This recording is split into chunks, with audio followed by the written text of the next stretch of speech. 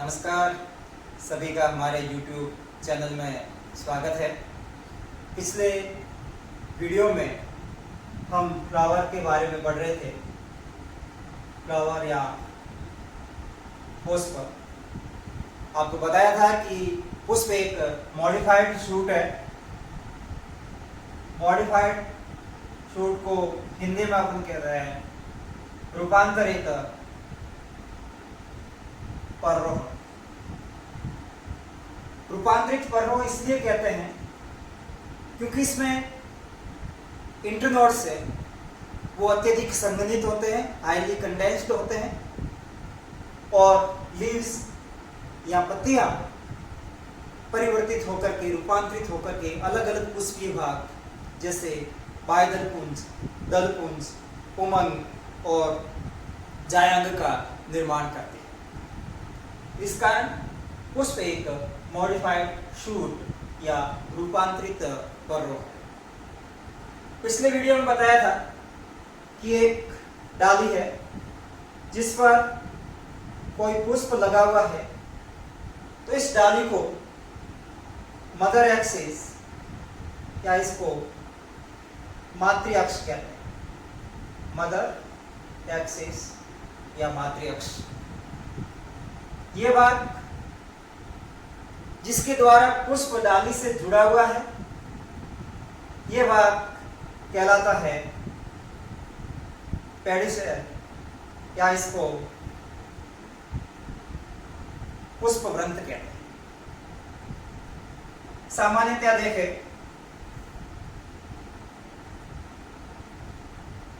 ये आधारीय भाग पेडिसेल या पुष्प ग्रंथ हो गया, जिसका शीर्ष भाग चौड़ा थैलेनुमा होता है। इस भाग को थैलेमस, हिंदी में इसको पुष्पासन कहते हैं। इस भाग पर ही पुष्पीय भाग, बाह्यदल पुंज, दल पुंज, पुंमंग को जायांग है वो लगे हुए रहते हैं। इसके दूसरे नाम ध्यान रखना, इसको टॉरस या रिसेप्टेकल भी कहते हैं। सामान्यतया एक पुष्प में 4 भाग होते हैं, जिसमें पहला भाग है बाह्यदल पुंज, इंग्लिश में इसको कैलिक्स कहते हैं। इसकी सिंगल यूनिट, एकल इकाई है, उस एकल इकाई को सेपल या बाह्यदल कहते हैं। पुष्प का सबसे बाह्य चक्र सामान्यतः ये हरे रंग के होते हैं, और जब पुष्प कलिका अवस्था में होता है उस समय आंतरिक जो पुष्पीय भाग है उनका प्रोटेक्शन या उनको सुरक्षा प्रदान करने का कार्य यह भाग करता है। दूसरा वो है दलपुंज, इसको कोरोला कहते हैं। इसकी एक इकाई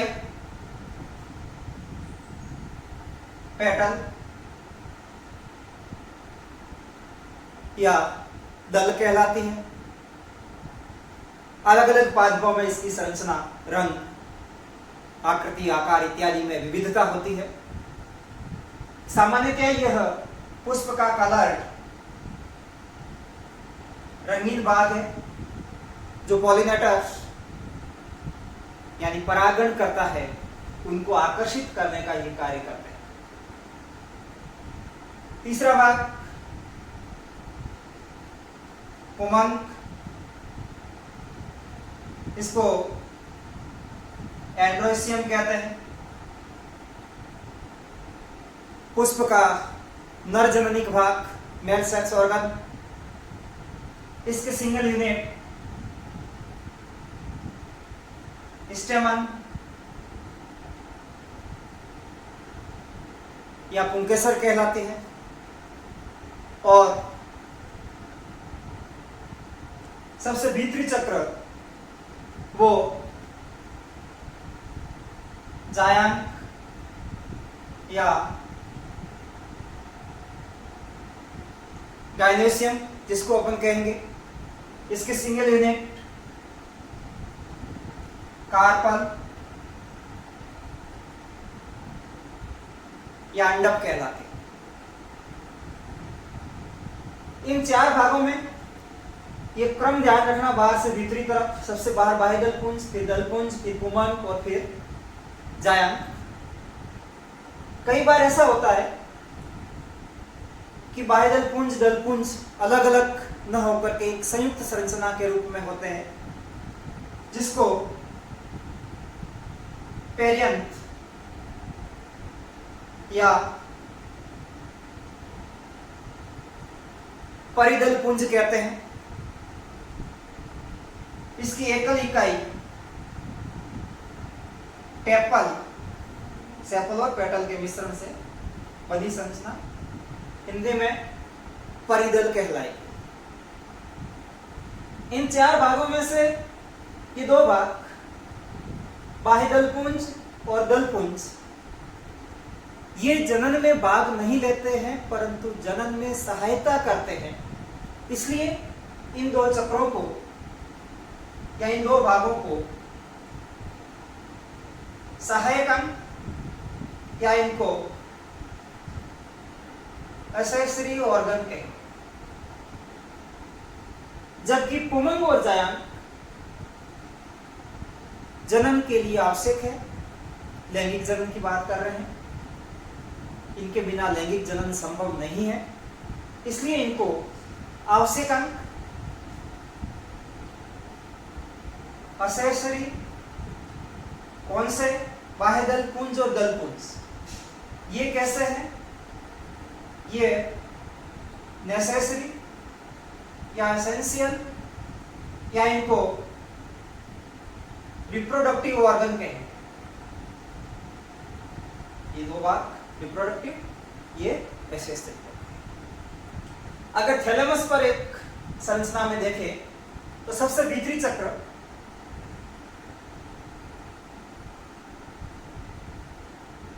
ये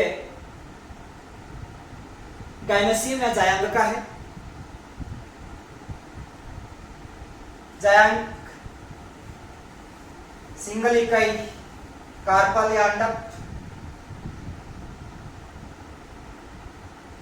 जो तीन भागों में विभेदित रहता है। सबसे ऊपरी भाग इसका स्टिग्मा या वर्तिकाग्र, ये संरचना स्टाइल या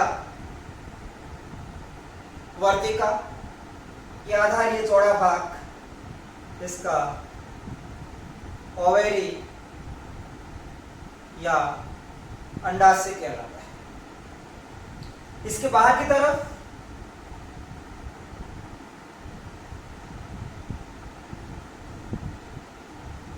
ये स्टेमन है, पुंकेसर, एंडोसिम की सिंगल यूनिट।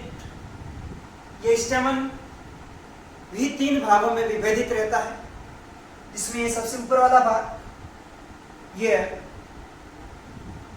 एंथर या परागकोश कहलाता है। ये लंबा पतला भाग ये फिलामेंट, पूतंतु, और पूतंतु एंथर से जिस स्थान पर जुड़ा रहता है वो कनेक्टिव या यूजी कहलाता है। अब इसके बाहर की तरफ ये चक्र दलपुंज का हो गया, और सबसे बाहर की तरफ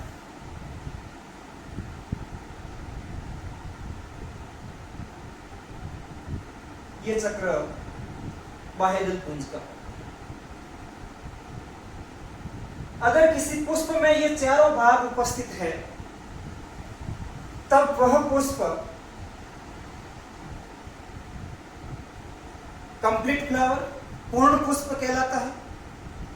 यदि इनमें से कोई भी अनुपस्थित है तब वह इनकम्प्लीट या अपूर्ण पुष्प कहलाएगा। अब इससे आगे थोड़ा देखते हैं अपन।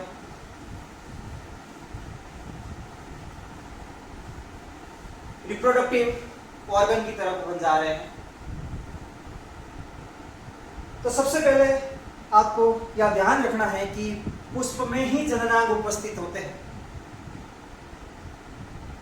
तो यहाँ सेक्स ऑर्गन की उपस्थिति के आधार पर कुछ टर्मिनोलॉजी यहाँ ध्यान रखनी है, जिसमें एक वर्ड आएगा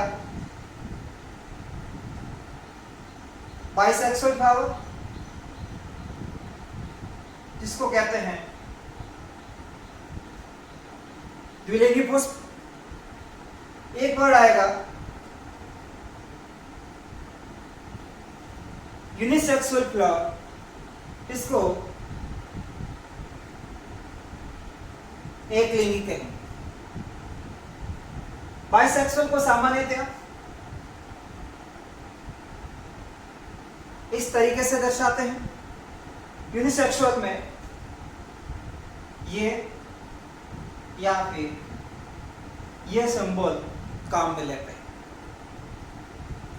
यदि किसी पुष्प में एंड्रोसियम और गाइनोसियम, पुमंग और जायंग दोनों उपस्थित है तब वह पुष्प द्विलिंगी पुष्प कहलाएगा। यदि पुष्प में एंड्रोसियम है, गाइनोसियम नहीं है, तब वह नर पुष्प। गाइनोसियम है परंतु एंड्रोसियम नहीं है, तब वह मादा पुष्प कहलाएगा। नर पुष्प के लिए यह सिंबल, मादा पुष्प के लिए यह सिंबल प्रयुक्त करते हैं। नर पुष्प को स्टेमिनेट फ्लावर, पुंकेसरी पुष्प, मादा पुष्प को पिस्टिनेट फ्लावर, स्त्री केसरी पुष्प कहते हैं। इसके अलावा दो टर्मिनोलॉजी और यहां पर ध्यान रखनी है, जिसमें एक वर्ड आएगा मोनोइसियस, हिंदी में इसको द्विलिंगाश्री कहते हैं। दूसरा वर्ड यहां पर आएगा डायोसियस, इसको एक लिंगाश्री के। नाम में थोड़ा कंफ्यूजन होगा हिंदी और इंग्लिश में। इंग्लिश में जहां मोनोसियस है, हिंदी में उसको द्विलिंगाश्री कहते हैं। इंग्लिश में जहां डायोसियस है, हिंदी में इसको एक लिंगाश्री कहते हैं। ऐसा पादप जो दोनों प्रकार के जननांगों को धारण करता है, जिस पर नर जननांग यानी नर पुष्प, जिस पर मादा जननांग मादा पुष्प, या फिर द्विलिंगी कंडीशन, कुल मिलाकर के दोनों जननांग उस पादप पर होंगे तो वो मोनोसियस कहलाएगा। यदि किसी पादप पर केवल एक ही प्रकार की जननांग है या एक ही प्रकार के वो जननांगों को धारण करता है, तब एक लिंगाश्री कहलाएगा। अब ये कंडीशन मैं बता रहा हूं, एक डायग्राम मैं सिंबल से ही बता रहा हूं। ये एक पुष्प है, एक पादप यह,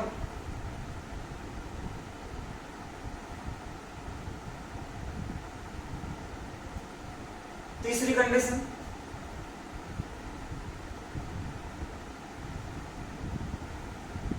और ये चौथी कंडीशन। यहां ध्यान देना है, एक पादप है, इस पर फ्लावर कैसा है, बाइसेक्सुअल, यानी इस पुष्प में नर जननांग भी है मादा जननांग भी है, दोनों जननांग एक ही पादप पर है, तो ये पादप कैसा हुआ, मोनोसिस, द्विलिंगाश्री हो गया। आप इसमें देखो, आप ये कैसा पुष्प है? नर पुष्प। ये कैसा पुष्प है? मादा पुष्प। यानी नर पुष्प और मादा पुष्प दोनों अलग अलग है। यानी पुष्प कैसे हैं? यूनिसेक्सुअल है, एक लिंगी है, परंतु ये दोनों पुष्प कहाँ लगे हुए हैं? एक ही पादप पर लगे हुए हैं। तो पुष्प यूनिसेक्सुअल हो गए, एक लिंगी हो गए, परंतु पादप कैसा हो गया? पादप द्विलिंगाश्रयी हो गया।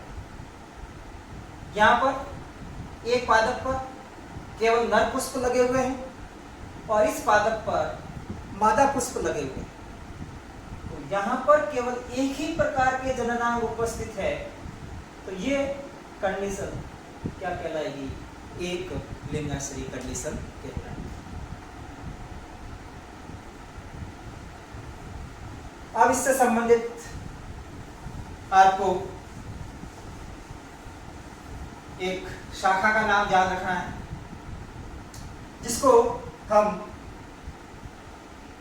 प्लांट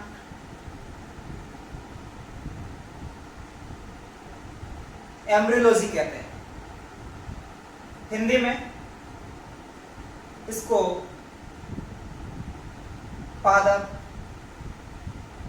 भ्रूणिकी कहते हैं।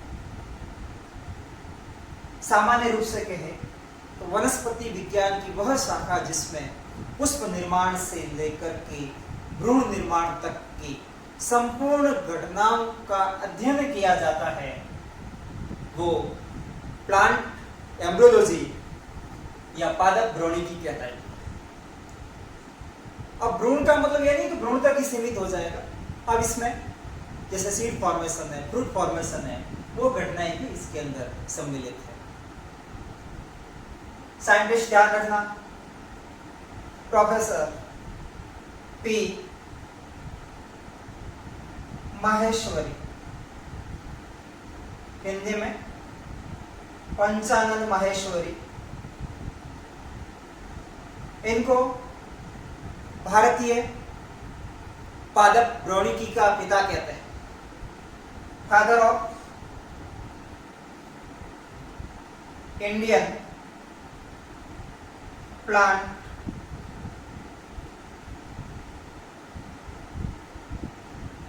एम्ब्रियोलॉजी।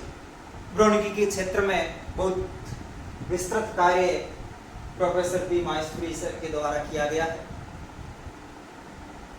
अब इस एम्ब्रियोलॉजी में पुष्प निर्माण, उसके बाद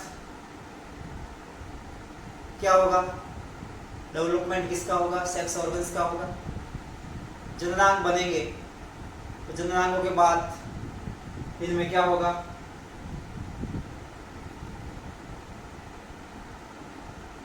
स्पोरोजेनेसिस, बीजाणु जनन की क्रिया होगी। माइक्रोस्पोर और मेगास्पोर, लघु बीजाणु और गुरु बीजाणु बनेंगे। सामान्यतः जैसे परागकण बन गए, लघु बीजाणु के अंदर आ गया। फिर इसके बाद आपको बताया था कि स्पोर युग्मकोद्भिद पीढ़ी की मातृकोशिका है। स्पोर से क्या बनेगा? गैमेटोफाइट बनेगा, यानी डेवलपमेंट ऑफ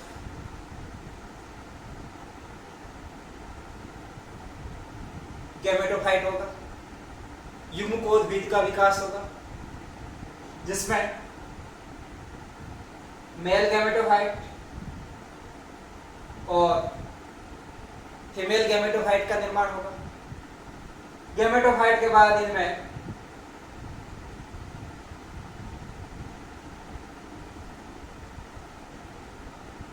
पॉलिनेशन की क्रिया होगी, यानी परागण प्रोसेस होगा। पॉलिनेशन के बाद फर्टिलाइजेशन, इसको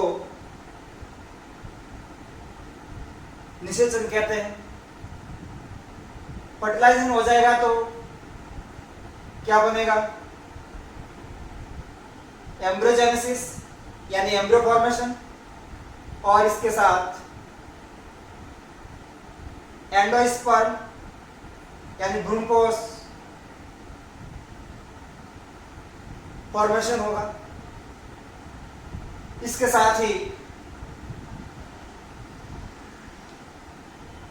बीज निर्माण की क्रिया होगी, साथ साथ ही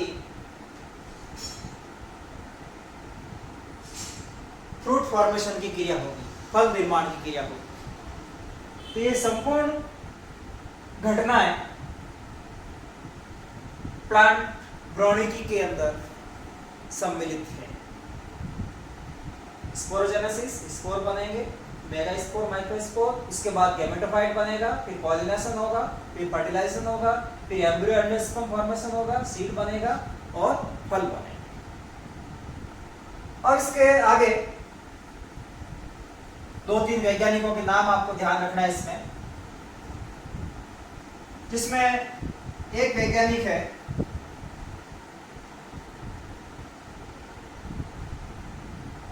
कैमेरेरियस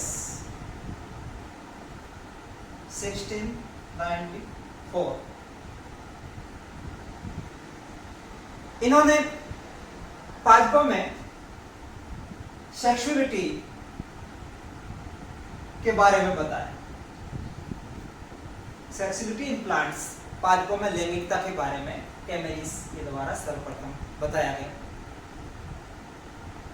फिर दूसरा वैज्ञानिक वो है कॉल र्यूटर,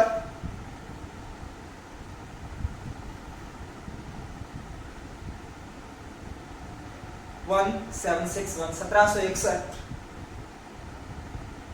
इन्होंने पहली बार सीड सेटिंग में पॉलिनेशन के महत्व को बताया।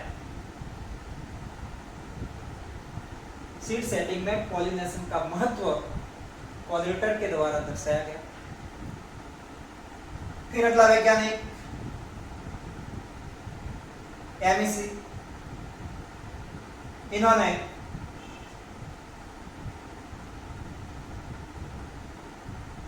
पॉलन ट्यूब की खोज की, पराग नलिका की। फिर आगे ध्यान रखना हॉफमिस्टर, इन्होंने अल्टरनेशन ऑफ जनरेशन यानी पीढ़ी एकांतरण के बारे में बताया। फिर आगे वैज्ञानिक ध्यान रखना स्ट्रासबर्गर, जिन्होंने निषेचन की खोज की, फर्टिलाइजेशन या निषेचन खोजा। और एक वैज्ञानिक SG नवास्चीन, जिन्होंने पादपों में डबल फर्टिलाइजेशन, द्विनिषेचन के बारे में बताया। और भी वैज्ञानिक जैसे जैसे टॉपिक आएंगे उसके साथ आते जाएंगे, परंतु कई बार इनके ऊपर प्रश्न पूछा जाता है कि प्लांट में सेक्सुअलिटी की खोज किसने की थी, कैमेरियसिस। सीड सेटिंग में पराग गण का महत्व कॉल र्यूटर के द्वारा दर्शाया गया। पॉलन ट्यूब की खोज एमिसी ने की, alternation of generation Hofmeister, fertilization Strasburger, double fertilization SG Nawaschin के द्वारा खोजा गया। अब इससे आगे अगले वीडियो में अपन पढ़ेंगे। अगर वीडियो अच्छा लगा है तो आगे जरूर आप अपने साथियों को बताएं। धन्यवाद।